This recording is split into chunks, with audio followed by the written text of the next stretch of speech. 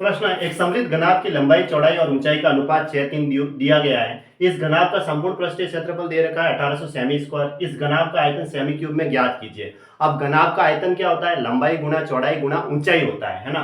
तो अब इन तीनों का गुणा करो। देखो 6 गुणा 3 गुणा 2 करते हैं ऐसे, 6 गुणा 3 गुणा 2 किया मैंने, 6 3 18, 18 गुना 36।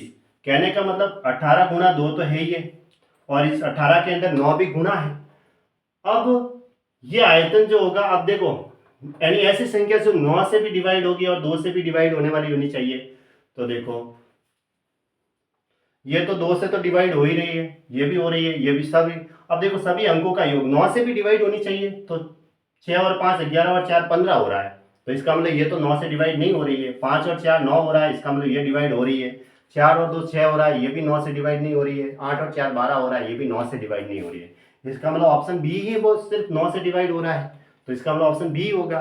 अब देखो ऐसे तो हमें पता चल गया है कि ऑप्शन बी है।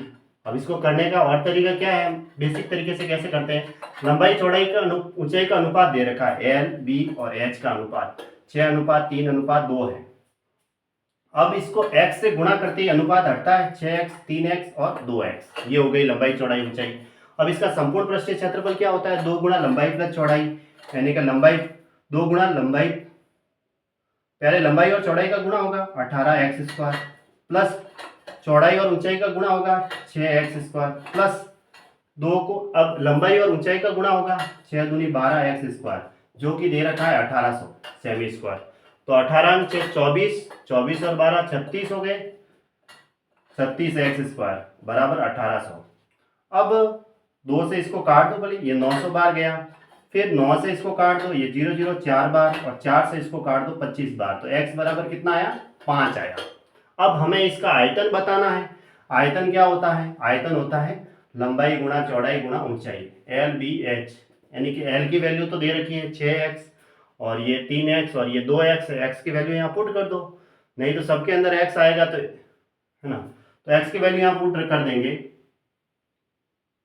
या फिर तीनों का आपस में डायरेक्ट पहले ही गुणा कर दो। 6 3 18, 18 गुना 36x, मतलब 6x गुणा 3x गुणा 2x, इस तरीके 6 3 18 और 36 x क्यूब। x की वैल्यू 5 है, तो 36 गुणा 125, 5 का क्यूब, 5 का क्यूब 125 होता है। डायरेक्ट गुणा कर दो तो 4500 सेमी क्यूब आ रहा है। ये इसका आंसर है, ठीक है। तो 4500 आ गया, ऑप्शन बी सही हुआ। तो ये तरीका भी है, डायरेक्ट हम ये पता भी कर सकते हैं, क्योंकि विभाजकता के जो नियम है ना, भाजकता के नियम मैंने लिखा है पहले चैप्टर में, वह क्या कहता है कि ये संख्या जो 36 आ रही है, इन दोनों का गुणा, इन तीनों का गुणा कितना हो रहा है? 36। तो हमें पता चल गया कि 36 को हम 18 गुणा 2 गुणा, और भी 18 को वापस 9 गुणा 2 लिख सकते हैं। तो ये 4 से भी डिवाइड होनी चाहिए, या 2 से डिवाइड होनी चाहिए, और 9 से भी डिवाइड होनी चाहिए, इसका मतलब तो तभी है वो। तो 9 से डिवाइड होने वाली संख्या इसने ऑप्शन बी में ही दे रखी थी। अगर 2 ऑप्शन दे दिए जाए ना, तो फिर हमें इस तरीके से करना ही पड़ता है प्रश्न को। 2 ऑप्शन अगर 9 से डिवाइड हो जाए तो फिर हमें अपना रूल्स अपनाना ही पड़ेगा। ये है, ठीक है।